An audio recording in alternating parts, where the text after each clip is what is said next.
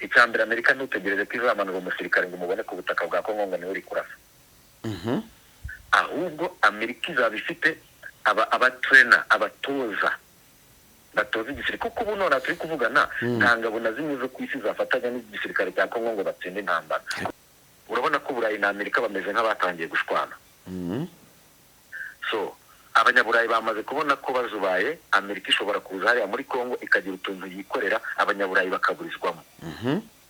Ibi ngibi Macron ari gukora ni ukugira ngo agarura akantu k'Uburayi mu bisubizo bya Kongo kugira ngo Kongo yongere irebe neza igihugu cy'Uburayi. Kongo ifite ibyo gutanga. Ugomba kumenya ko abo banyamerika ntibakunze Kongo, ntibakunze n'abakongomani, bakunze umutungo wa Kongo. Ninde muntu nimba bakurikira ibiganiro dukora, ninde mukongomani, ninde murundi, ninde muri abo bantu bose n'ubundi utaririrwaga avuga ko mu Rwanda ari gufasha M23 ubwabo nibirirwa babivuga no muri commentaire. None se urumva batari babizi cyane. None se ikibazo kibaye gusa ko u Rwanda rigize icyo rubivuga ukavuga ngo yego. Na ibintu nta nkuru irimo, mbabikubwire neza nta nkuru irimo. Bari babizi ahubwo noneho dore ikiza cyabayeho. U Rwanda rwabyeruye. Ngiye bura nari ntegereje ngo ku Rwanda ruvuze ko hari aho bafatanya na AFM 23. Ubu noneho abantu bagiye gukurikizaho iki? Ngiye nicyo kintu nari ntegereje gusa kuko bari basanzwe babizi, bari basanzwe babivuga bagaragaza ko barushinja rwose isi yose yarabyemeye. Rurangije bavuga ruti ibyo koko mwebwe isi yose mwirirwa muvuga hari ibintu bimwe na bimwe dufatanyamo na FM 23 bishingiye kandi ku mutekano tutanagambiriye kwivanga muri politike ya Kongo. Ibyo bintu rero birasobanutse neza. Bisobanuye ngo n'abandi bagendaga bavugira mu matamatama mu Rwanda tuzarusenya, mu Rwanda tuzarusiribanga ku ikarita, mu Rwanda ruzahura n'ibyago, bisi yose uzagira gute, ngo rufatanya na AFM 23 bari korura bihakana ngo rugira rute. Ibyo byose noneho ni birorere. U Rwanda rwagize icyo rubivugaho. Gahunda y'u Rwanda no kurinda umutekano w'u Rwanda n'abanyarwanda. Baze kiri imbere mu gihugu n'ikibazo gituruka hanze y'igihugu. Byapa byakira leta ya Kinshasa iri kujijisha igashaka kwerekana ko ikibazo ifite ari ikibazo gituruka hanze. Ariko n'imbere bamerewe nabi. Ubwo yuvuze biturutse hanze rero u Rwanda ruzamo. Yego ruhita ko ruzamo na M23 igahitizamo. Urabona ko ni nabyo leta ishyira imbere ya Kinshasa ariko bagira ngo baravuga ibiganiro Tshisekedi akanga ibiganiro. Ibikorwa leta ya Kinshasa bari kugenda bayibonamo nona. N'abandi bari kugenda bidoga ngo kabaye ngo Kinshasa ngiye kubikora. Nibihangane bategereze bareba aho ikigiye gukurikira. Ejo nejo bundi ushobora kumva AFM 23 ifasha n'akandi gace bikabacanga. Perezida wa Repubulika Iharanira Demokarasi ya Kongo na Perezida wa Repubulika y'u Burundi ngo Tshisekedi ndayishimiye. Bonyine ubwabo ku manywa yihangu bahagaze kuri mikoro na kamera ku bitangazamakuru bavuga ko bafite umugambi wo gukuraho ubutegetsi bw'u Rwanda no gukuraho Perezida Paul Kagame. Kandi bavuga ko biteguye gufasha umuntu uwo ari we wese hava akagera witeguye gukora icyo kintu cyo gukuraho ubutegetsi bo bakamufasha. Abo bantu babiri rero bagambiriye icyo kintu cyo gukuraho ubutegetsi bw'u Rwanda. U Rwanda rukaba rwavuze ko hari ukuntu rukorana na AFM 23. Ibyo bihugu byombi bikaba bifite ikibazo kuri AFM 23. Nibihangane urwishishi yararusoma. Genda samuratsinze icyo ngukundiye uri umuntu mugabo urugendo rwiza kandi urugendo ruhire. Yes, reka zire ko mumeze neza cyane abantu bose badukurikira umunsi ku munsi ni urugendo online TV ndetse no kuri Inside Rwanda TV naho wadusangayo. Abantu badukurikiye bari mu Rwanda ndetse n'abari hanze y'u Rwanda, izere ko igitondo cyanyu cyangwa se umunsi wanyu uri kugenda neza cyane. Turagarutse mu makuru muri kumwe na Sam Gakire ariko na mugenzi wanjye Robert Sympathique. Turaza kuba turi kumwe ku murongo wa telefone. Na makuru n'ubundi tujye kubagezaho asohotse nonaha nyuma yuko FARDC itangaje ko ishaka gusubira mu bice bya Goma ndetse na Bukavu. AFC M23 nayo isohoye itangazo rikomeye cyane ivuga ko gahunda yo basubiza ibi bice cyangwa se ko basubira Bukavu na Goma ari ibintu bidashoboka cyane ko bagaragaza ko ibi bice AFC M23 ifite ari byo bifite amahoro, ari byo bitarimo kuyoborwa n'igitugu, ari byo bice abaturage bisangamo cyangwa se bavuga ko bafite umutekano, bityo bakavuga ko ndetse ahubwo n'ibindi bice AFC M23 itari kugenzura gahunda ari ugukomeza bakabibohora, bakabohora abanyekongo bose. Ni mu gihe kandi Leta Zunze Ubumwe za Amerika zatangaje ko zigiye gukorana na FARDC. Uvuga ngo Leta Zunze Ubumwe za Amerika, igisirikari cya Leta Zunze Ubumwe za Amerika cyangwa se ingabo zatangaje ko zigiye kugira imikoranire ya hafi na FARDC. Ibyo nibyo tuza kwibaza, ese bagiye gukorana mu bijyanye n'ibiki? Bamwe bati Amerika noneho ishaka kubigiye kohereza ingabo muri Kongo. Turaza kubireba kandi turarebera hamwe uburyo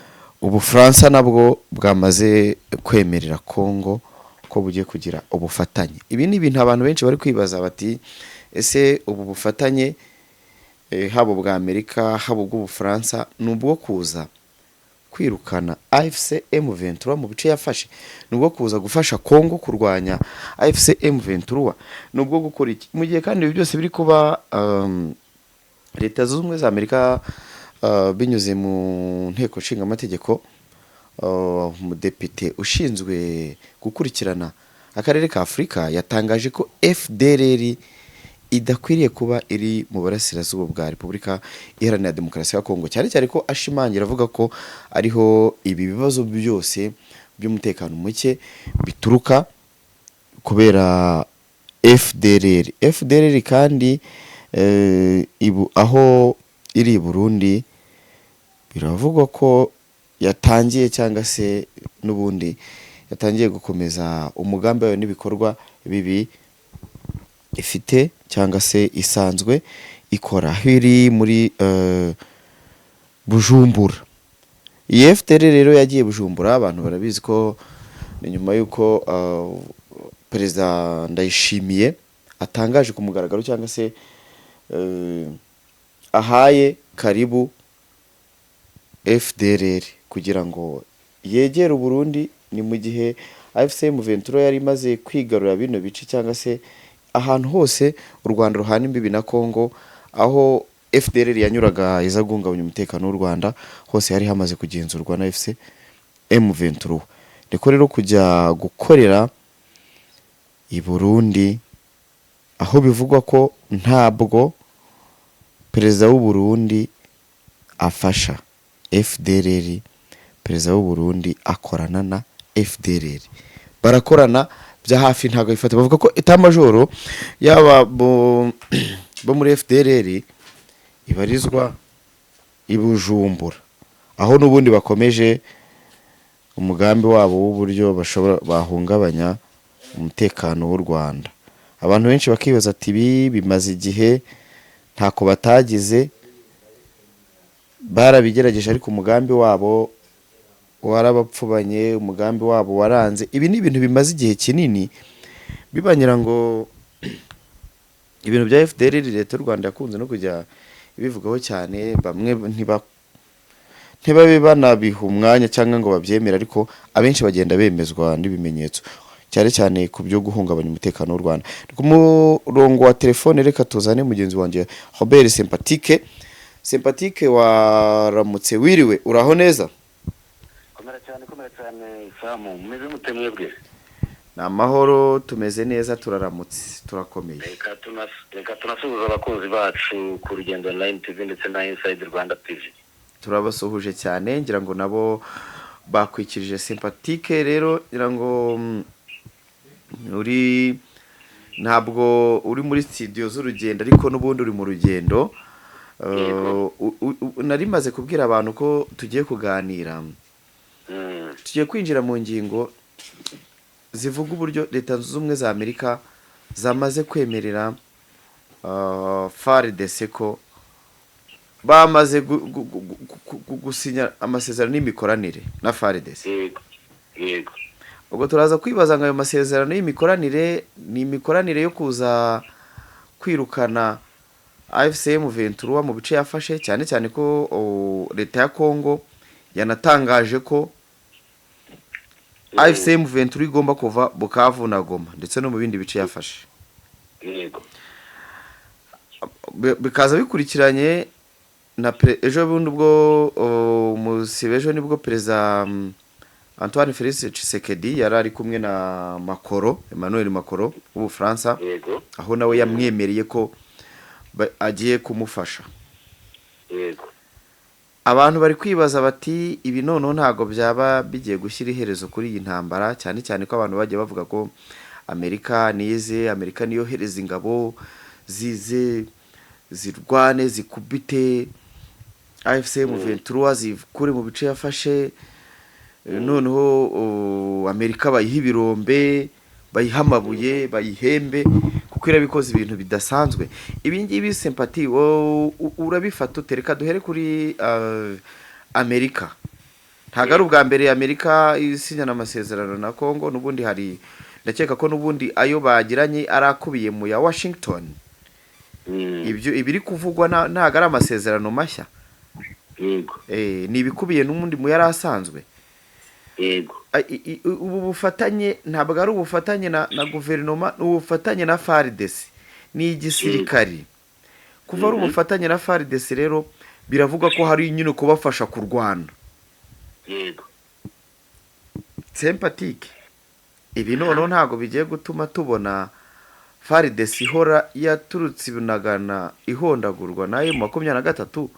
Iyi FARDC igiye gutizwa utubaraga ikaba yakigaranzura ikisubiza ibi bice atari bya bindi byo kuvuga ngo AFC yivanye mu bice. Ibyo byose buri muntu wese ari kubona situation yigeze. Nuko yabyumva, nuko yabibona, ariko nuko yabifata. Naho reka nkubaza ntajya akantu gato. Uremera ko hari amasezerano hagati ya Repubulika y'u Rwanda na Repubulika ya Demokarasi ya Kongo yitwa Accord de Paix de Washington? Arahari cyane rwose. Ayo masezerano arahari, afite kandi n'ibiyakubiyemo. Uri kubyumva? Ibyo byose rero wowe uri kubona. Ni ukuvuga ngo birasanzwe Repubulika ya Demokarasi ya Kongo isanzwe igirana imikoranire n'ibindi bihugu. N'uwo Macron bari kuvuga uri kuvuga ngo agiye gufasha Tshisekedi. Abantu bashobora kwibaza ngo agiye gufasha iki Tshisekedi. Icyambere nakubwira, Emmanuel Macron wenyine ubwe na perezida w'Ubufaransa na Tshisekedi na perezida wa Repubulika ya Demokarasi ya Kongo, ntabwo ibintu bari kubibona kimwe, nta n'ubwo ibintu babyumva kimwe, nta n'ubwo basanzwe babyumva kimwe. Ubufaransa ni kimwe mu bihugu nonaho turi kuvugana bifitanye ikibazo na Repubulika ya Demokarasi ya Kongo. Uri kubyumva neza? Ababizi barabizi, n'ababibona barabibona. Ngaho ku Bufaransa ibyo Macron yavuze agiye gufasha Tshisekedi, rwose ndagira ngo ubwire ko ubu none turi kuvugana perezida Emmanuel Macron w'igihugu cy'Ubufaransa na perezida Donald Trump ni nk'injangwe n'imbeba. None Ubufaransa nta kintu na kimwe bwakora buri kuvuguruza ibyo Amerika yakoze cyangwa yemeye banasinye. Iki ngiki giti kiho kinugira igikorwa de special kidasanzwe. Mutekereza ko Macron agiye gufasha Tshisekedi kuko nta ngabo agiye kohereza muri Kongo, nta n'intwaro agiye guhereza Tshisekedi. Ni ya nzira ya politike ikomeje, kuko amahanga yose yamaze gusaba Tshisekedi ko uko byagenda kose icyo yakora cyose agomba kureka kwihisha inyuma y'intambara ya AFCM 23 na Kinshasa, ahubwo imbere muri Kongo bagategura icyo bita dialogue inclusive. Ibiganiro bose bahuriyeho nk'abakongomani. Yego. Ni ukuvuga ngo aya mahanga yose muri kubona kwa Tshisekedi ari kugerageza kumwumvisha ko agomba kwemera kuganira k'imbere muri Kongo hari ikibazo. Ubundi mu magambo make, hari ikibazo exogene n'ikibazo endogene muri Repubulika ya Demokarasi ya Kongo. Hari ikibazo kiri imbere mu gihugu n'ikibazo gituruka hanze y'igihugu. Byapfa byakira leta ya Kinshasa iri kujijisha igashaka kwerekana ko ikibazo ifite ari ikibazo kituruka hanze, ariko n'imbere bamerewe nabi. Ubwo yavuze biturutse hanze rero u Rwanda ruzamo. yego ruhita ko ruzamo na M23 igahita izamo.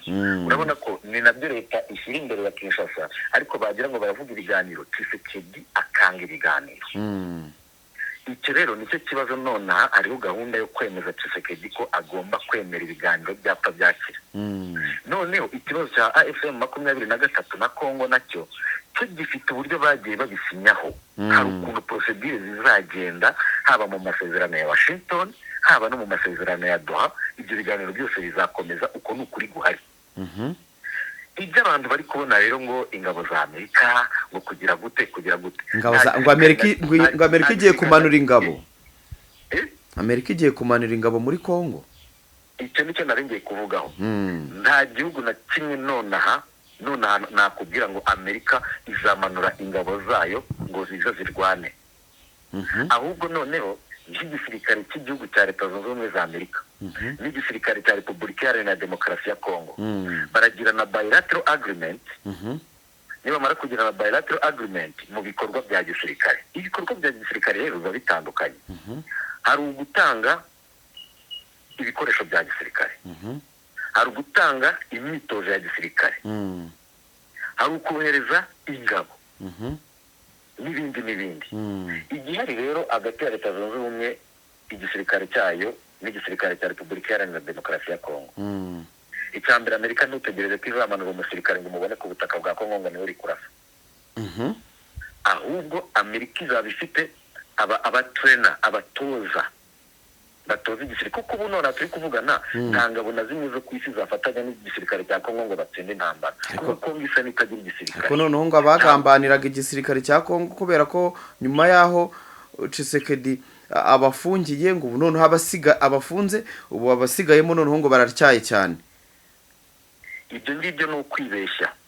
Wowe reka nkubwire, ntabwo ari ukuvuga ngo bagambana ngo barafunze, ngo batagambana ngo nibo bagiye gukomeza urugamba. Ibyo ngibyo ni ukubeshya abantu, kandi nawe ari kwibeshya.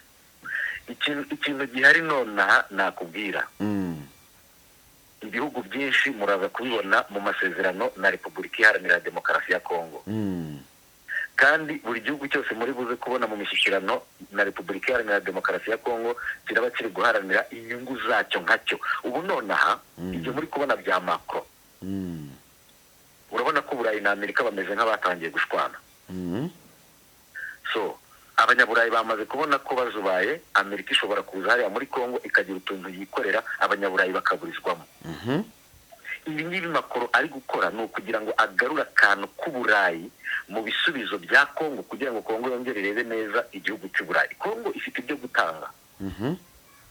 Ugomba kumenya ko abo banyamerika ntibakunze Kongo, ntibakunze n'abakongomani, bakunze umutungo wa Kongo. Abo bafaransa nabo ntibakunze Kongo, ntibakunze abakongomani, bakunze umutungo wa Kongo. Buri wese rero ari gushaka kugenda anoshaho akura akantu ke. Ntabwo ejo bundi Uburusiya buherutse gutangaza ngo bwo buzi ikibazo cyo muri Kongo uhereye mu mizi, ngo nibiba ngombwa ngo nabwo bazabwiyambaze buze. Buri gihugu cyose kiri gushaka kuza kunoshaho. Noneho rero ku bijyanye n'ikibazo wambajije, ubu nari manje kubivugaho byinshi. Yego. Ibyo gutekereza ko hari ingabo z'ikindi gihugu zizaza ku butaka bwa Kongo zikarwana muri iyi misozi yose ubona ya Kongo, ibyo byibagirwe. Ahubwo bashobora gutanga imbaraga mu bikoresho, bagatanga imbaraga mu butasi, no gukoresha ikoranabuhanga. Naho kujya ku rugamba ngo abariho barwana, icyo cyo kibagirwa Abanyamerika. N'umuturage umwe wa Amerika wagwa hariya byaba bibi cyane. Icyo cyo ndimo gitegereze.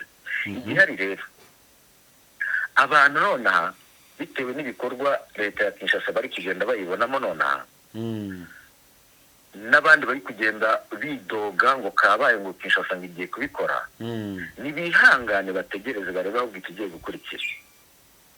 Ejo n'ejo bundi ushobora kumva AFM 23 ifashe n'akandi gace bikabacanga. Noneho kandi yamara gufata utundi duce ukabona kongera kugenda ivuza induru ngo nibahana u Rwanda, ngo nibahana ubuyobozi bw'u Rwanda. Kongo uri kubona atari iri gutegura iyo ntambara. Ibyo ngibyo rero ni ibintu ibyo birasanzwe rwose. Kandi ikindi ndagira ngo ubwiye ko niba ari icyo gisirikare cya Leta Zunze Ubumwe za Amerika gukorana na Kongo, muzagende musome neza mwumve neza niba ntaho RDF yabikorana n'igisirikare cya Amerika. Nimusanga hahari se noneho biragenda bite? ejo bundi seho ntabwo igisirikare cya Amerika cyatangiye kugura amabuye y'agaciro ya tungsten mu Rwanda. Igisirikare cya Amerika. Sympathy urakoze cyane, hari umugani ngo ukoze hasi unyibutse ibuye. Uvuze kuri RDF, ubwo uvuze kuri RDF uvuze u Rwanda. Yego. Inkuru imaze iminsi icicikana ngira ngo umunsi w'ejo yari yuko wanayikozeho u Rwanda rwemeye ko rukorana na AFC M23. Ibi ngibi abantu babifashe mu buryo bugiye butandukanye. Iyi nkuru uri mu bantu bayikozeho mbere. Yego. Ariko wenda nagira ngo nkwibarizeho. Uku kwemera gushingiye mu mikoranire y'ibiki, cyane cyane hari igihe tuya tubona abantu basinya amasezerano y'imikoranire cyangwa se bakavuga ngo bafite imikoranire, abandi bagahita tubitwara mu kigari. Nk'uko Amerika iri kuvuga ati tugiye gukorana na FARDC, twe tukumva ko ari kujya ku rugamba, ari ukuzana imbunda n'indege z'intambara bagakubita AFC M23 bikava mu bice yafashe. Iyi mikoranire yo urayisobanuraho iki? Imikoranire y'u Rwanda rwavuze nayo M23. Erega werekana ubwire. Ikintu cya mbere jya ngubwire. Igisha abantu bumvisemo ni iki? Kuba u Rwanda rwaravuze ko hari byo rufatanya na AFC 23 mu rwego rw'umutekano. None se reka nkubaza. Uribuka AFC ifata Goma? None se ifata Goma ninde mu perezida isi yose yatatse? Perezida w'u Rwanda. Perezida Paul Kagame. Perezida Paul Kagame ntabwo yafashe ijambo, nta hantu yigeze agera akavuga ngo boy ask them what happened. Biriya bintu bisobanuye iki? Bisobanuye ko abari bari kurwana igoma bashatse, bari bafite umugambi wo gutera u Rwanda bagakubitwa n'inkuba. U Rwanda rukagira uruhare mu kwirinda. Icyo ni icya mbere tukihorere. Icya kabiri, abantu mu bantu bose bakurikira Urugendo Online TV na Inside Rwanda TV, ninde muntu nimba bakurikira ibiganiro dukora, ninde mukongomani, ninde murundi, ninde muri abo bantu bose n'ubundi utaririrwaga avuga ko mu Rwanda ari gufasha M23? Ubwabo nibirirwa babivuga no muri commentaire. None se urumva batari babizi cyane? None se ikibazo kibaye gusa ko u Rwanda rigize icyo rubivuga ukavuga ngo yego. Na ibintu nta nkuru irimo, mbabikubwire neza, nta nkuru irimo. Bari babizi, ahubwo noneho dore icyiza cyabayeho. U Rwanda rwabyeruye. Ngiye buriya nari ntegereje ngo ku Rwanda ruvuze ko hari aho bafatanya na AFC 23. Ubu noneho ba bantu bagiye gukurikizaho iki? Ngiye nicyo kintu nari ntegereje gusa, kuko bari basanzwe babizi, bari basanzwe babivuga, bagaragaza ko barushinja rwose isi yose yarabyemeye. Rurangije bavuga ruti ibyo koko mwebwe isi yose mwirirwa muvuga, hari ibintu bimwe na bimwe dufatanyamo na AFC 23 bishingiye kandi ku mutekano, tutanagambiriye kwivanga muri politike ya Kongo. Ibyo bintu rero birasobanutse neza. Bisobanuye ngo n'abandi bagendaga bavugira mu matamatama ngo Rwanda tuzarusenya, ngo Rwanda tuzarusiribanga ku ikarita, ngo Rwanda ruzahura n'ibyago, bisi yose uzagira gute, ngo rufatanya na AFC 23, bari ko rurabihakana ngo rugira rute. Ibyo byose noneho ni birorere. U Rwanda rwagize icyo rubivugaho. Gahunda y'u Rwanda no kurinda umutekano w'u Rwanda n'abanyarwanda. Icyo rero buriya abantu ntibagire ngo harabona abonye karaba agaki kabaye. Ni mugategereza. Noneho hari n'abandi nabonye bahise bavuga ngo wow, ngo noneho ngo Kongo ngibonye uburyo bwiza bwo kurwana, ngizagirwana, ngizo barwana. No bisobanuye ko Kongo bihaye imbaraga itigeze. Yego, umunsi w'ejo muri Repubulika ya Demokarasi ya Kongo habaye icyo twakwita ngo ni Conseil de Ministres, inama y'abaminisitiri yagombaga kuba iyobowe na Perezida Antoine Félix Tshisekedi ariko ntiyarahari, ubuyoborwa na Premier Ministre Judith Suminwa. yego Ni inama yatangarijwemo ibintu byinshi, ariko dugarutse ku ijambo ry'umuvugizi wa guverinoma Patrick Muyaya, yego ryongeye gushimangira, ryongeye gukunga muri speech guverineri wa Sud Kivu Jean Jacques aheruka gutangaza avuga ngo Repubulika Iharanira Demokarasi ya Kongo igiye kwisubiza ibice AFC M23 irimo, cyane cyane bavuga ati muve Bukavu na Goma. umva nkubwire ubu turi kuvugana njyewe nawe turi gukora kino kiganiro ibyo ngiye kuvuga niko kuri kwambaye ubusa n'agace Kongo ka Uvira yasubiranye bayigasubije ku mpuhwe yakarwaniye bisobanuye ngo ibyo bikorwa byose uri kumva bavuga so bwa mbere babivuga imyaka irashize babivuga ko bazisubiza biriya bice byose byafashwe siko ni imvugo isanzwe nta gishya kirimo mu magambo make fata ko niyo Kongo yasubirana biriya bice ntabwo izabisubirana kubera ko Kongo yarwanye, kuko n'ibyo yasubiranye iri kuvugiraho si uko yarwanye. Mu magambo make we Samu, ibi byose uri kubona leta ya Kinshasa irimo kuvuga ni ukwereka abaturage ko iri active, ko hari ibyo iri gukora, ko hari ibyo iri kuvuga, ariko ukuri kurahari ku mirongo y'urugamba nta kintu bakora. Mu magambo make bizereye muri diplomasi na politike ko hazakomeza kubaho igitutu cy'amahanga, kuko bo habayeho igitutu cy'amahanga cyangwa volonté ya AFC yo gusubira inyuma, bo babyita intsinzi ko babirwaniye. Ntabwo ariko kuri rero urumva ko ku bijyanye rwose no kuvuga ngo hari agace bisubije barwanye, nta na kamwe mu mateka kuva intambara ihari none yatangira nta gace na kamwe Kinshasa yisubiza kubera ko yarwanye.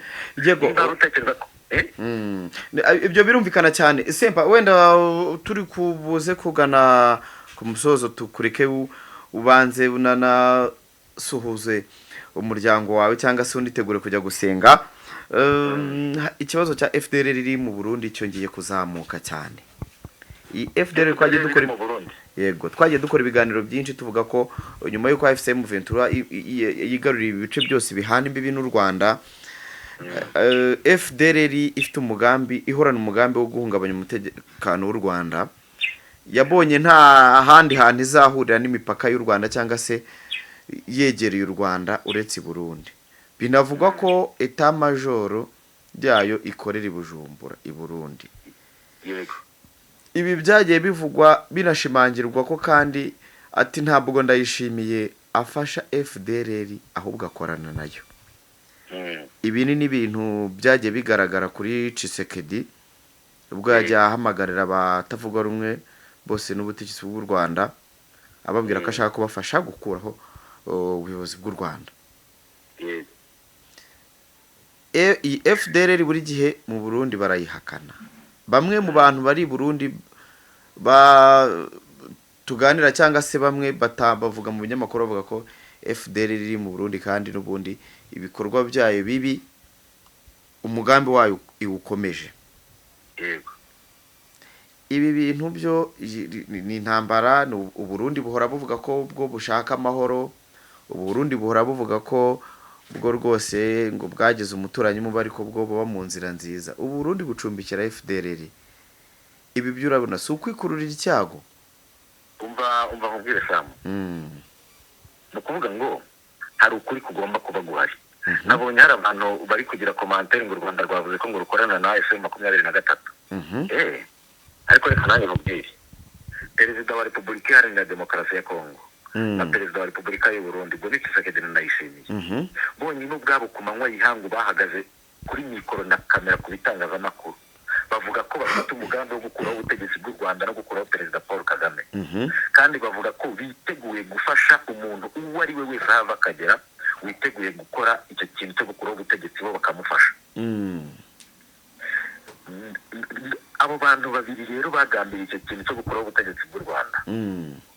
u Rwanda rukaba rwavuze ko hari ukuntu rukorana na AFM 23. Ibyo bihugu byombi bikaba bifite ikibazo kuri AFM 23. Nibihangane urwishishi yararusoma kuko bavuze ko bashaka gukuraho ubutegetsi bw'u Rwanda. Icyo ni icyambere. Kuri ikintu cyo nashatse kubanza kugarukaho ku gukorana kwa FDLR na Ndayishimiye. Uwo ni wo musaraba w'u Burundi. iyi FDLR twabonye ko buriya nibi byago byose Kongo ifite ni ugukorana nayo, bivuye muri Kongo bigiye Burundi. Ejo bundi Ndayishimiye yavuze ko ngo hari komisiyo iri mu Burundi iri kwiga ku kibazo cya jenoside yakorewe abahutu mu Burundi. None nawe ari kwifatanya n'abakoze jenoside hano mu Rwanda. Ubundi reka nkwereke ukuntu ibintu byoroshye. Iyi ntambara iri muri Kongo ni bya AFM 23 no kuzana mu Rwanda no Burundi n'abandi bose bavugwamo. Uzi accord ya Washington, uzi na n'ibindi bya Doha. Ibindi byose uri kubona bitari muri ayo masezerano.